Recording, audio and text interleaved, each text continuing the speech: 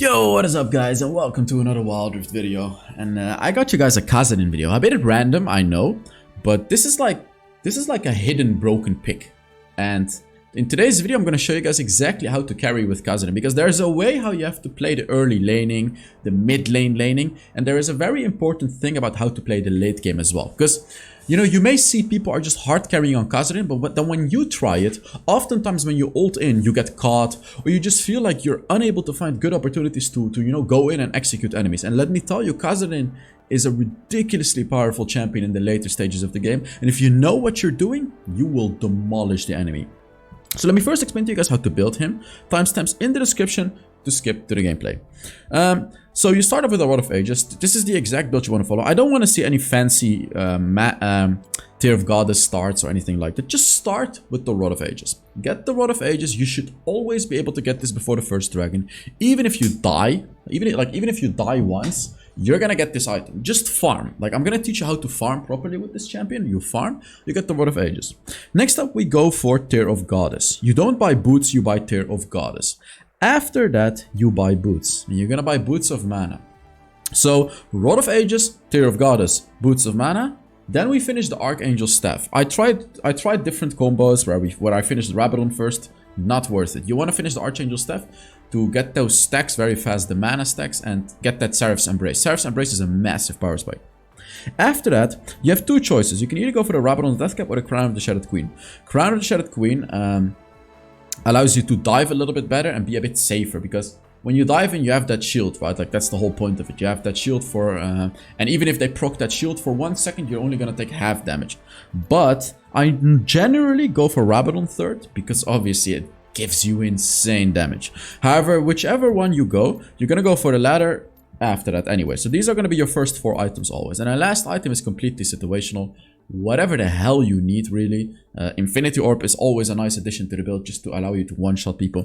Rift Maker is good against tanks. Like, if you're against a very, very tanky opponent, you know, like a Mundo, Alistar, Wukong duo. Oh, Baron wants to play. I need to tell him making video, sorry. Yeah, so Rift Maker is, you generally don't want to go Rift Maker because you want to pick Kassadin into squishies, but if you're against tanks, you go for Rift Maker.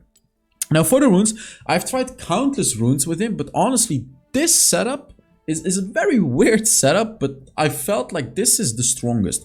Because honestly, the inspiration runes are actually among the weakest runes in the game right now. You know, generally you want to go for the precision runes, right? Like, this is what I used to go on Kassadin. I used to go Gathering Storm, Giant Slayer, Bloodline, and then here I would go for Transcendence, right? Like, this is what I used to go for. But I've actually changed my opinion, and this one, where you go for this build, we go for the Sweet Tooth. This lets you lane a lot easier. This is going to be a big part of my strategy on how to properly play Kassadin. You can play your lane much easier. You can be more aggressive because you have Sweet Tooth, right? Like, you can get a lot more healing and more gold as well from the honey fruit. Here we go for Transcendence. Transcendence giving you that cooldown reduction, which skills into the late game very hard. And the idea is, you're gonna one-shot the enemy anyways in the late game. You just wanna be able to spam your abilities more often. So you wanna have Transcendence. Next up, we go for the Mana Flow Band. And this one is so you can truly spam your abilities in the early mid game. Of course, it will help you in the late game too, but early mid game, you can actually struggle with the... if you get the 3rd stack of the ultimate, it's gonna cost 540 mana to use the ultimate. So having that Mana Flow Band can let you use one more ultimate, one more like super empowered ultimate, which can truly make the difference in a team fight and win you the fight. So like, at the end of the day, you know, you're gonna have one more super empowered ultimate, which is gonna let you do more damage. So that's the idea behind this, you know, this type of setup right here. Because if you go for Gathering Storm and all that other stuff, you're gonna do more damage already. But this lets you do, this gives you like more abilities and a little bit more AP as well, because you know your Seraph's Embrace is going to give you bonus AP based on your mana. So it's a little bit of a bonus too. Lastly, we go for Overgrowth. You want to have a lot of HP, and you have Rod of Ages, so the Overgrowth skills with it pretty nicely. For the enchantment, you're going to go for Stasis. So like, again, you can go for the precision runes. This is completely fine to go for this, and then inspiration you go for the Transcendence. This is all completely fine. But I recommend you guys to try this. I just suggest you to try it and see how it feels for you. And during the gameplay, I'll further explain how to play around these wounds, because it's different than normal. Here we go for Ignite and Flash. So that's it about the build. Let's now get into the gameplay. Before we continue with the gameplay though, a reminder that I have a HellsDevil Plus channel. You can see a lot of people have actually already checked it out. So you can see, this is live gameplay. Check it out. I'll put the link in the description. You know what? I'm going to put a comment of this channel on the pinned comment in this video as well. So you can check out that channel and see live gameplay. So now let's go back to the actual game of the video. Let me just set the screen correctly real quick. Also, a reminder, I'm giving away 5 skins this month, and all you have to do to enter is put down a comment under this video. Next month, I'm also going to give a skin away on the HellsDevil Plus channel, because why the hell not? So yeah, put down a comment under the video. Let me know which champion you want to see for the Unkillable Carry series. I have 3 videos ready for that one, which are all going to be coming in the coming weeks. But let me know in the comments which one you want to see. So, now let's talk about how to lane with Kassadin. Level 1. Against mages, it's actually pretty easy. Against a Zed, it's really not that hard either. Because you can sort of poke him with your second ability. Boom, just like that. You poke him and you run away. Something to be careful of, and listen carefully right here. Your second ability applies on-hit effects, which means it counts as a basic attack. So if I hit him here with my second ability, the minions will focus me. So you can see I got out-traded right here in this particular scenario because I hit him in the middle of the minions. Like, if you hit an enemy with an ability, the minions will not hit you. Oh, come on. Yeah, okay, he would have died anyways, but what I'm saying is, so if I stand within his minions and I hit him with my third ability, for example, I am not gonna take minion aggro. Okay, so that one is fine. But be very cautious hitting your second ability on the enemy while you're in the middle of his minions, because it applies on-hit effects, which means the minions are all gonna be focusing you, which early on in the game does massive damage, and which is the whole reason I actually died in this scenario. So I just quickly wanted to tell you guys about that, just so you know. So you don't have to be afraid of attacking the enemy while you're in his minions, but just make sure you do not use an ability with an on-hit effect, and make sure you're not basic attacking that enemy. Or like you have to be ready for the minion basic attacks basically. There you can see, as a Kassadin, it is fine to lose farm. Okay, obviously we're gonna try to be as efficient as possible, but I don't want you guys to take unnecessary damage. I need to dodge his shurikens here, that's exactly what I did. I silenced him under my turret too, so that was honestly just a very easy calculated kill right there. Here you can see I'm farming pretty well regardless. But I don't want you to feel pressured to farm perfectly on Kassadin. Don't go for every single minion if it costs you too much HP. Especially if you're landing against like an Orianna, against a Syndra, you know, against those longer range champions that are going to hurt you a lot early game. It's fine to lose minions. It's fine. Just try to be close to the minions so you at least get the passive golden experience. You get 100% experience passively, but you get like 40% gold passively. At least try to get that. Like, if you're about to miss a minion, don't step up and take way too much damage to try to secure it. Just stay close enough to it, but not too close, so you don't take too much damage. And here you can see, whenever you get the Rod of Ages, you go back and you get it. I don't care what you're doing, you go for Rod of Ages. You want to get it. Like, I'm about to lose some minions. He may actually cancel me, so I was ready to hard engage on him if he cancelled me, because yet again I could silence him under the turret, but he did not, so I'm just going back to my lane. Yeah, I should go tier first, there we go. So tier, and then you go boot. So here you can see I lost a minion, but it's fine, I got Rod of Ages, you see? So like again, I'm really not that bothered with the minions that much. Now I don't want you guys to go out and not last hit anything, right? I guess that's not the point. Ooh, let's see what I can do here. I don't have a flash yet. If he comes here, I'll silence him. He's silenced, he's dead. He's silenced, come on. Yep, there we go. No! If the Rengar was not here, I would have killed both of them under the turret, by the way. He's level 5, but he's winning against me. I'm level 7. But that's Kassadin, you're weak early game. What was I gonna say? Oh yeah, the silence is an extremely powerful tool. I really want you guys to utilize the Kassadin's first ability, because when I see a lot of people play Kassadin, I see them kind of like jumping in, using their third ability and just thinking like, wow, look at this damage, this is crazy. And they just use their first ability as a damage source. And while the first ability does do a good amount of damage, the utility of this silence is much more important. So I want you guys to actually time this ability rather than randomly throwing it for damage. And let me give you examples of how you would want to time it.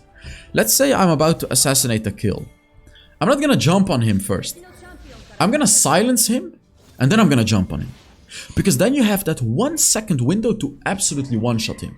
See, if you jump on him and he has a good reaction time, he's gonna ult your full combo. You know what I mean? So unfortunately so right here you see, I silenced the Rengar, so he cannot throw his root on me, and he's actually ended up flashing away. There was an idea behind the silence. I did not instantaneously use it. Let me give you another example. Soraka. If you want to jump on a Soraka, you jump on her, you instantly silence her, and you know why you instantly silence her rather than trying to one-shot her with your third ability and stuff? Because she can throw down her silence on you. And then she can ult, and you're not gonna one-shot her. So if you jump on her, immediately silence her, and then do your combo on her, she cannot counter it. She cannot flash away, she cannot ult, she cannot silence you. You're gonna one-shot her. So that's sort of the idea I want to give you. You saw that earlier example when Zed dived my turret. If an enemy dives your turret, like Lee Sin for example. Lee Sin is a really good example too. Lee Sin is jumping on you under your turret. You want to throw your silence exactly when he's dashing on you. Because when he dashes to you, he's about to ult you, right? That's the idea of Lee Sin. But if you silence him, he cannot ult you. He cannot use that almighty ult ability, and he's gonna be stuck close to you for a second, which is more than enough to punish him like crazy. So that's what I want you guys to think about when you're playing Kassadin. And stuff like this is gonna bring your Kassadin to the next level. Like right here, silence. You see? I may have engaged on him, but I chose not to. I silenced the right target as well, this Soraka, but we're not late enough in the game for me to one-shot him. Silence, you see? He still ended up killing me though. Actually, no. And that's because of the silence, because I didn't give him enough time to attack me properly. So the silence, yet again, made me stay alive. Oh, look at that. I was ready to engage. I waited for him to root. Here I was also anticipating Rengar's engage on the Varus. I would have silenced him, you see? Like, this is a different way of thinking on playing this champion, rather than just going in without a brain and just wanting to do as much damage as possible. No, you need to have a game plan. You need to have a game plan, and that's truly gonna change the game for you on Kassadin. And that's gonna bring you from a good Kassadin to a great Kassadin. That's like the difference. Also, your ult damage skills with mana. So yet again, mana flow band like directly gives you more damage on top of it giving you a lot more mana early game. So that's why I sort of like to go for mana flow band. You see, I take damage because of the honey fruit. Now I'm gonna be full HP. It's like the little things, and they do make the difference. You've seen it. I've survived many times this game with 1 HP. If I didn't have honey fruit, I would have died. You know what I mean? So like, and here I cannot silence him, unfortunately, which means he can ult. You see? So like this is what I'm talking about. He ulted because I didn't silence him, but I couldn't silence him because there were minions in the way. So like, it makes such a difference, because if I silenced him, jumped on him, I would have probably one-shot him. And now he's silenced, he cannot run away. Like, this is the silence stuff. It's a lot of people think that it's all about doing damage. And while I agree to an extent, like if you're late enough in the game, you're gonna have so much damage, you're gonna one-shot them. But we're talking about early mid-game, where you don't one-shot them yet. And that's when you need to truly utilize these silencing things, because that allows you to get to that late game a lot more easily and a lot more efficiently. So like pretty much every game you can guarantee yourself to get to the late game, where it, like in a late game it doesn't really matter anymore, because then you're gonna one-shot them anyways, right? But it's about the early mid stages of the game where you're really gonna utilize this silence properly, rather than just throwing it for damage. Try to time it correctly, try to bait in enemies to go on you. So, you know, I want Lee Sin to go on me, I want Zed to ult me, because I can silence him, and then he's baited within our team, and then I can kill him, and my team can kill him. Like, I want it to happen. So like, that's how I want you guys to think. Don't think only 1 step ahead, think 2 steps ahead when you play Kassadin. And I know it's hard, but that's like, it just makes miles difference, miles. Let me actually very quickly check for you guys which video I have ready for you guys on the HellsDevil Plus channel, because I'm gonna upload a video tonight on the HellsDevil Plus channel. I'm just quickly gonna check out for you guys which video that is. We have 3,000 subscribers already on that channel. That's crazy. But yes, let me check.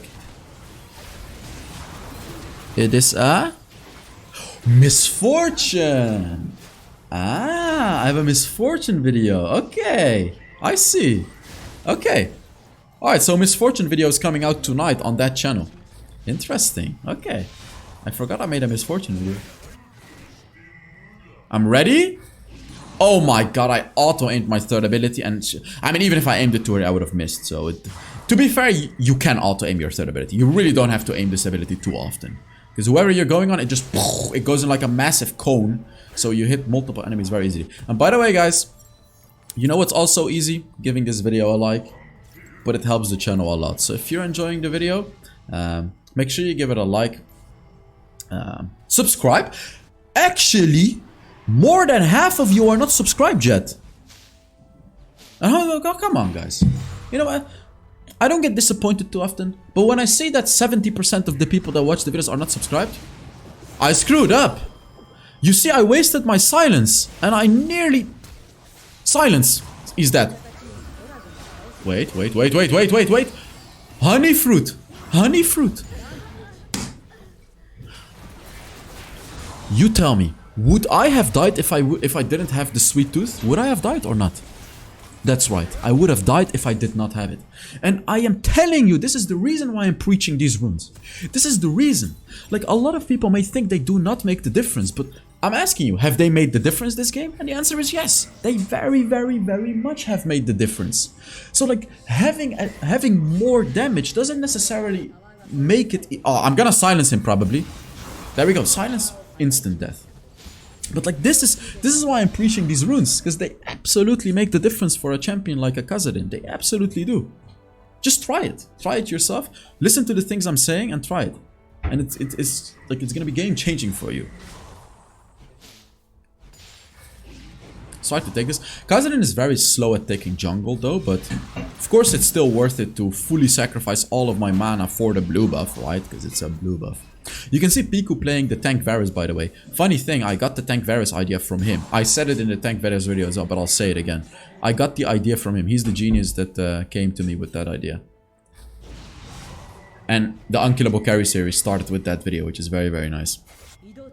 I'm honestly surprised about how many people are enjoying the live gameplays over the actual gameplay. Like, I even got some people telling me they're enjoying the second channel's content more than the main channel content, and that's pretty crazy to me. Because like over there it's raw footage. It's just me gaming and giving my live commentary on the videos. And to hear that some people enjoy those more than these videos is pretty crazy. Because these videos take so much time to produce. And then those videos are literally 20 minutes of work. Because I'm going into a game and whatever happens that game I upload it on YouTube. So it's like 20 minutes versus like 4 to 8 hours. It's funny because like I've told you guys this before.